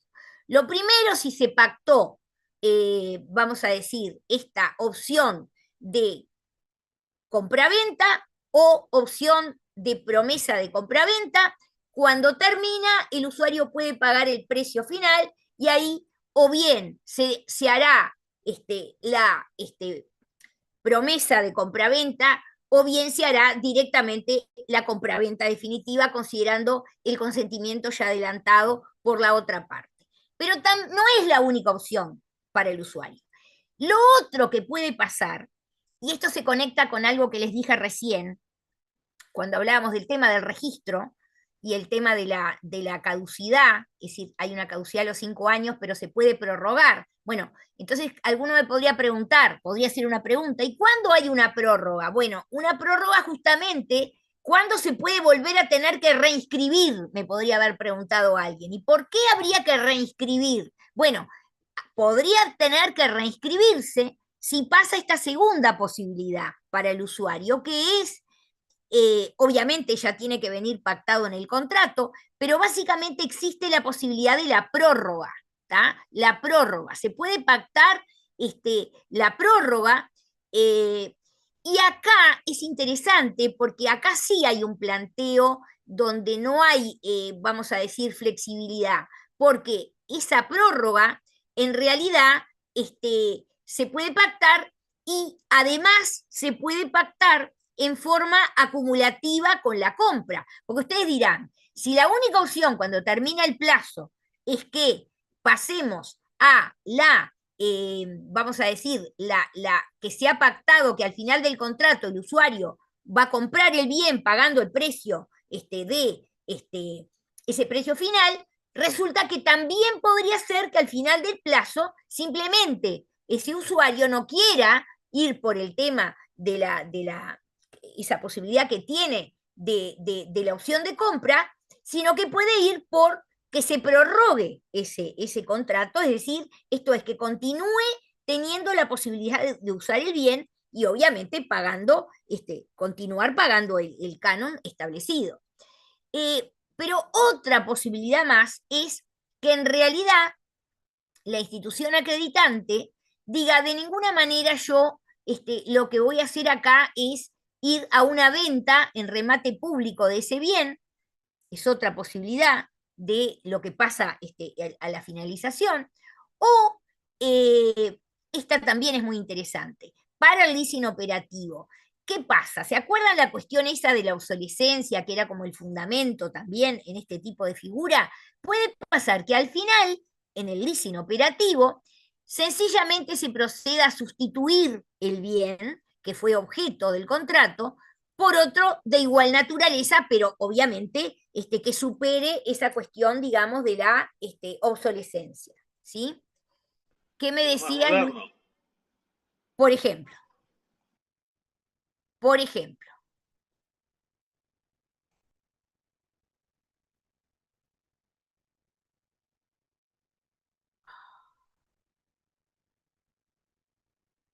Acá es un tema de la delicadeza para pasar esto. Bueno, a ver si no hay nada en el medio. Sí, hay en el medio. Vamos ya con separar, por un lado, las obligaciones del acreditante y más adelante vamos a ver las obligaciones del usuario. Obligaciones del acreditante. Y empezamos ya razonando desde lo más lógico, ¿no? Está antes la obligación del usuario. Ah, está antes, bueno. Disculpe la interrupción. No, te agradezco, mija, porque esto de la delicadeza del coso, viste que se me pasa. Está esto, después viene esto y después viene lo otro. Está bien, seguimos hablando. Nuestro tema es que hablábamos de las opciones. Esta ya la vimos, son las opciones para el usuario. A ver si la que sigue, claro. Entonces, en coherencia con esto vamos a ver primero, así como vimos qué hacía el usuario, al final, cuáles son las obligaciones que tiene el usuario. Nos ponemos del lado del usuario para ver qué obligaciones tiene. Lo mismo, la lógica, lo primero de todo y lo que vimos claramente. Pago de las cuotas periódicas. ¿Se acuerdan que esa era evidentemente la obligación principal del usuario? El pago de las cuotas que además se hacen en forma periódica. En realidad también puede anticipar, en alguna hipótesis puede anticipar el pago. Y acá es interesante porque aunque se destruya o se deteriore el bien, porque esto va a tener que ver con lo que hablábamos de esa cuestión de los riesgos, ¿no? Aunque se destruya o se deteriore el bien por caso fortuito, fuerza mayor o hecho de un tercero, resulta que este señor usuario tiene que continuar haciendo los pagos. O sea, riesgos para el usuario. Riesgos para el usuario. Esto ténganlo presente porque en esas múltiples opciones tengo el 25 y el 30. Exactamente, artículo 25 y artículo 30 de la 16.072. Tengan en cuenta que en las opciones, en las opciones, quiero marcar esto para que lo vean, en las opciones a veces cuando hacemos una múltiple opción, vieron que el parcial final es presencial, ya tenemos la fecha, vieron que es el 29 de junio, es un lunes, de 8 a 10 de la noche, ¿tá? presencial, sacando a las personas que tengan distintos, otro tipo de situación. En ese caso, como va todo el programa, nosotros a veces, más allá de que ahí van a haber preguntas que sean preguntas de desarrollo, como nos pasa siempre que nos dan un plazo muy exiguo, capaz que hay una parte, no todo, pero una parte, la podemos insistir con la cuestión de la múltiple opción, y una pregunta que es frecuente es la pregunta transversal en cuanto al tema riesgos, ¿sí? O sea que, ahora sí, si querés te pido leer el 25 y el 30. El 25. El usuario deberá pagar el precio periódico estipulado, aunque durante el contrato la cosa fuese destruida en su totalidad, o solo en parte, o se deteriorara por caso fortuito, fuerza mayor o hecho de un tercero que no pretenda derecho a la cosa. Lo mismo ocurrirá si por caso fortuito, fuerza mayor o hecho de un tercero que no pretenda derecho a la cosa, el usuario es obligado a no usar o gozar de la cosa, o ésta no pueda servir para el destino convenido. Perfecto. ¿Y el 30? Si el usuario ejercitare alguna de las opciones contenidas en el contrato, deberá hacerlo saber a la institución acreditante antes del vencimiento del plazo. Ejercida la opción de compraventa por el usuario y pagado el precio a la institución acreditante, se otorgará el contrato de compraventa, cancelándose la... Para que te corte, eso tiene que ver con lo que yo les decía hoy acerca de cómo se trató de redactar eso de alguna manera parecido a lo que era aquel artículo 31, ¿se acuerdan de la ley 8733, ¿no? O sea, perdona, continúa la lectura. Ejercida la opción de compraventa por el usuario y pagado el precio a la institución acreditante, se otorgará el contrato de compraventa, cancelándose la inscripción del contrato de crédito de uso en el registro respectivo. El usuario podrá en cualquier momento durante el transcurso del plazo del contrato darlo por terminado, ejerciendo la opción de compra y pagando la totalidad de las cuotas pactadas con el descuento nacional compuesto sobre las cuotas no vencidas, teniendo en cuenta su respectivo vencimiento a la tasa que se hubiera pactado por dicho descuento, o en su defecto a la tasa que refiere el inciso final del artículo 15 de la Ley 14.095 del 17 de noviembre de 1972, y la Ley de Ilícitos Económicos, nada que ver. En la redacción dada por el artículo 3 del decreto ley 14.887 del 27 de abril de 1979. Bien. Si la opción fuera toda la esa de... parte vamos a omitirla porque estamos perdiendo el tiempo. Toda esa parte, además, hay un tema de incalculabilidad, no le damos corte. Lo que sí me importaba era la parte esa del comparativo con aquella norma y el tema de cómo está la cuestión de los riesgos en este caso. Sigo, porque está ya 21 a 41. Sigo con las obligaciones del usuario. Obviamente, esto siempre está, o siempre hay que estar a lo que está pactado, se debe afectar el bien, que seguimos diciendo el bien, no dijimos el bien en mueble o inmueble, el bien se tiene que afectar al destino convenido, no lo vamos a leer, eso lo dice el artículo 21. Obviamente el usuario tiene, vamos a decir, que conservar la cosa con el cuidado de un buen padre de familia, y eso también está en una serie de normas, y es básicamente un planteo que es de estilo, la diligencia del buen padre de familia en cuanto a la conservación, el cuidado que tiene que tener el usuario. Obviamente pagar el precio final, y acá voy simplemente al precio final, que es si se ejercita la opción, ¿tá? Que ya leímos incluso porque está también enunciada en el artículo 30 que recién vimos. Por supuesto, y acá estos sí son los temas que yo veo en los juzgados, tiene el usuario que devolver el bien, ¿tá? Obviamente si no ejerce la opción de compra. Acá ven que hay varias normas de las que leímos que se habla de opción de compra. Todas esas normas, de nuevo, son argumentos que utiliza el profesor Gabriel Fernández, que él insiste que en realidad la opción que está establecida no es una opción de promesa de compra, sino que es directamente una opción de compra. Todos esos son argumentos que él muy, muy inteligentemente maneja. Obviamente que esto es muy interesante, ¿no? Porque la responsabilidad frente a terceros, ¿tá? De todo lo que tiene que ver, por ejemplo, con si fuera, bueno, en cualquier caso de un bien que de alguna manera en este caso va a tener el usuario, pero si tiene problemas respecto de terceros, ¿tá? Él es el responsable. Fíjense que durante el contrato nosotros sabemos que en realidad el propietario vimos que era el acreditante, pero sin embargo no es el acreditante el que responde frente a los terceros cuando interviene o participa la cosa que es objeto de este contrato de leasing, sino que concretamente esto está así establecido para el usuario. Acá sí, capaz te molesto, pero me quiero quedar tranquila. ¿Podés leer el 28? Yo lo tengo, si querés.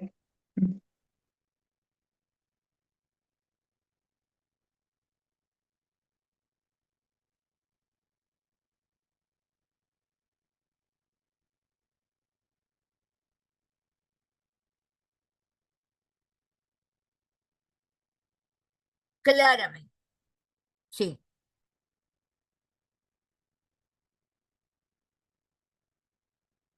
Bien, así que responsabilidades administrativas, responsabilidad civil. Lo que omitiste porque no está o lo omitiste porque no te gustó leerlo.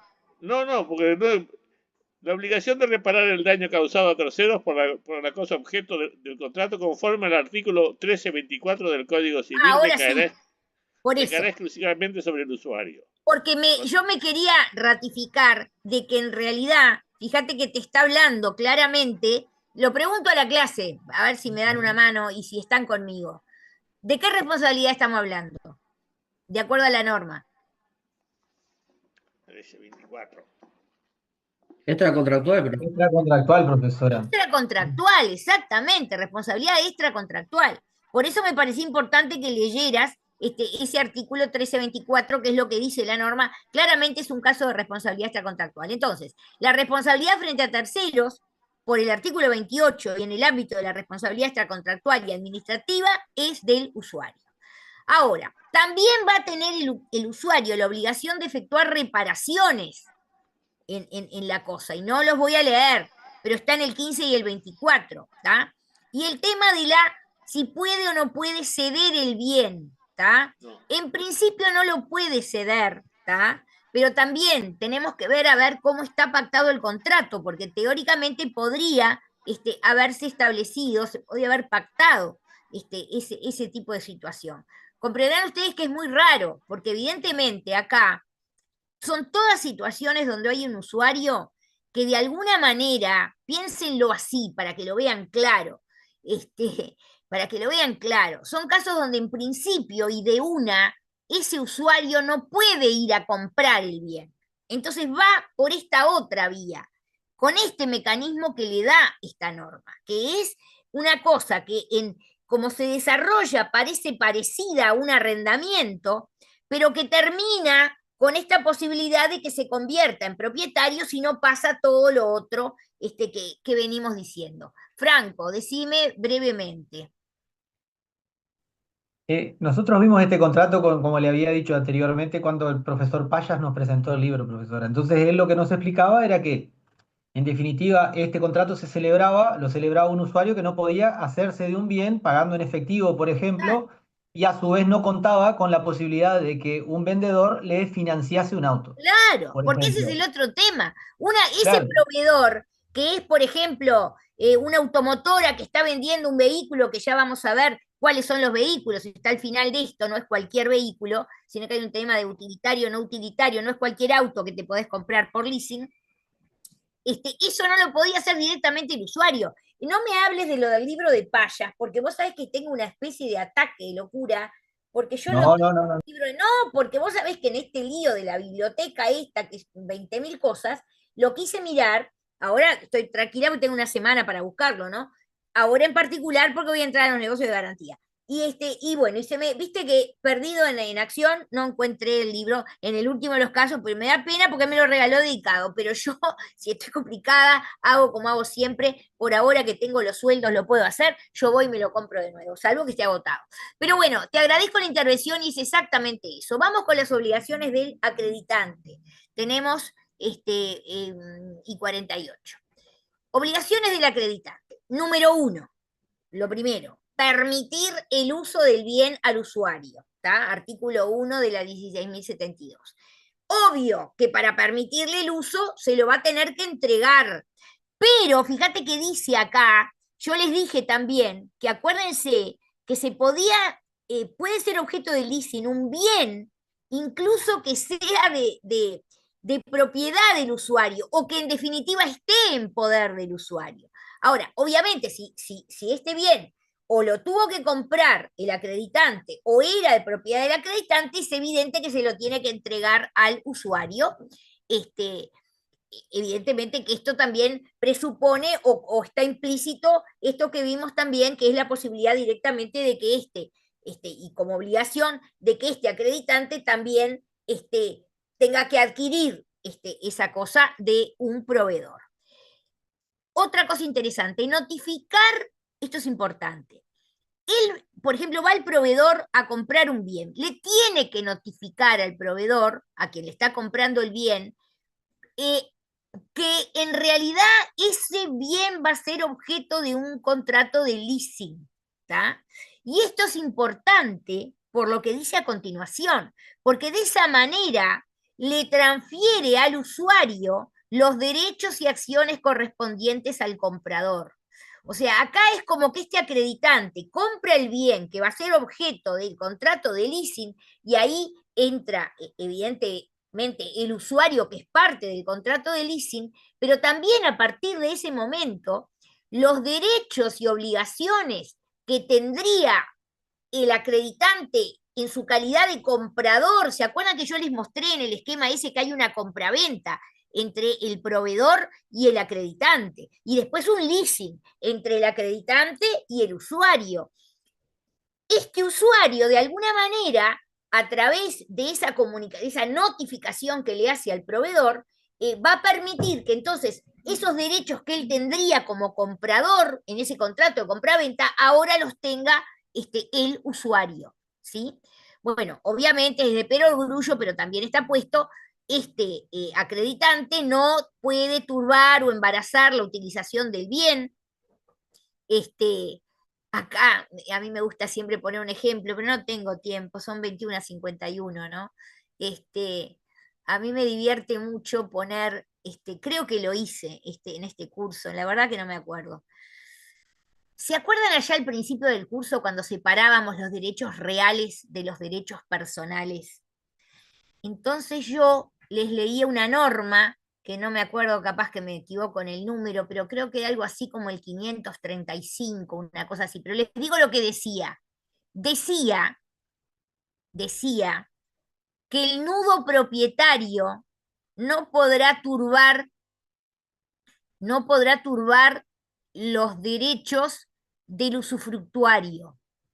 Entonces yo les preguntaba si eso era una obligación del nudo propietario respecto del usufructuario. ¿Lo hice este año eso?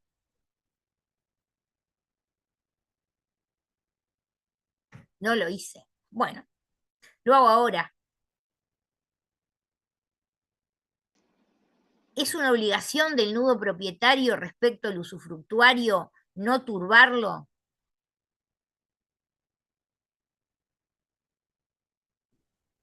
Y puede ser, Para mí sí. sí, profe. Sí, Porque si le transmite los derechos y obligaciones, le transmite. Acá hay un nudo propietario y un usufructuario, los dos respecto al mismo bien, ¿verdad? Y la norma dice eso, porque yo soy más grave, a ver si ahora se acuerdan. Yo pregunto siempre si mañana el legislador, estos que están en el Palacio Legislativo, los legisladores, nuestros distinguidos legisladores, se levantan y dicen, vamos a votar una ley única que diga, derógase el artículo, no me acuerdo si era el 535, pero por ahí andaba, derogas el artículo 535 del Código Civil. Entonces la pregunta que le hago a todos ¿es verdaderamente esa sería una ley relevante? ¿Tendría alguna relevancia? Y sí, supongo que Sí. sí, ¿no? Sí, claro. Quiere decir que como no está, Franco, decime algo que me guste, por favor. Buenas noches. ¿Se me escucha bien ahí? Divino te escucho. Entiendo que sería irrelevante porque si una de las obligaciones es permitir el uso, implica que si lo No, está no, no, ojo que no estoy acá, estoy allá. Ah. Estoy entre el nudo propietario y el usufructuario, no estoy acá. Estoy allá. Me trasladé. Estoy hablando de un nudo propietario, un usufructuario, una norma en el Código Civil que dice que hay obligación del nudo propietario, no dice hay obligación, dice no podrá el nudo propietario, como dice acá, turbar o embarazar el uso del usufructuario. Dice una cosa así. ¿Alguien se fija si es el 535? Porque me gustaría leerlo, pero no me acuerdo el número. Creo que es el 534, profe. El 500 No puede Léelo, cambiar ni léelo, alterar léelo. el estado de la cosa. Léelo porque estamos en el baile este. Vamos a bailar este baile. Y después Qué buena pasamos espalda. No, bailemos, profe. El artículo 534 no puede cambiar ni alterar el estado de la cosa usufructuada ni No, aún. no es ese. No. No Es es. es el 533. A ver, ese me gusta más. Sí, Dale. agarré mal, profe. El propietario no puede turbar ni poner obstáculo alguno al goce del usufructuario. Mi pregunta es, ¿eso es una obligación del Para mí sí, profe. nudo propietario respecto al usufructuario? Y la segunda parte de la pregunta es, si mañana se juntan los legisladores actuales y dicen, norma única, derogas el artículo 533 del Código Civil, si eso tiene alguna relevancia. Dani Oviedo, sigo esperando que me digan cosas que me gustan. Yo creo que no, profesora. ¿Está hablando Dani Oviedo? Sí. Bien, continúa. Yo creo que no tendría ninguna diferencia, porque en realidad es un deber que tenemos todos. Si una persona tiene el usufructo de una cosa, todos tenemos el deber de respetar el usufructo que tiene Porque ¿qué tiene el usufructuario respecto a todos? ¿Qué tipo de derecho tiene? un derecho de dominio. Un derecho real. Real. Un derecho ante real. todo. Entonces, no es que hay una obligación del nudo propietario. Es como si hubiera un contrato entre estos dos y hay una obligación. ¿Es eso? La No, naturaleza del derecho que tiene, un no, derecho real. es un derecho real. Como muy dijiste, Dani Oviedo, te aplaudo. Es erga omnes, como cualquier derecho real. ¿Está? Está clarísimo. Pero mira acá lo que yo pongo. Yo pongo acá que en las obligaciones del acreditante está no turbar o embarazar la utilización del bien. ¿Esta es una obligación del acreditante?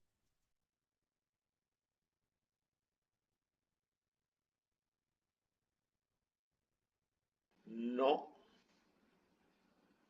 No. ¿Por qué no? porque no se puede cambiar la cosa. No tiene nada La que ver esto. estructura. El tema es no turbar o embarazar la utilización del bien. No turbar, obligación dice ahí, del acreditante. Tenía Franco, tenía más intervenciones, ahora se me fueron. Nicolás, ¿querés decir algo? Profe, no, yo entiendo que si se le da el uso, que ese es el fin que tiene el leasing, es como irrelevante que no turbar o embarazar la utilización del bien, sino cómo va a permitirle el uso. A ver, el tema es si esto es, y esa fue mi pregunta, si esto es una obligación, incluso acá se puede discutir, la obligación está en el contrato o está en la ley, porque capaz que acá hay que leer el 9, el 12, el 15, todos estos artículos van a hacer referencia a esto. Pero ¿cuál es la gran diferencia que hay acá para saber si estamos acá en sede de una obligación?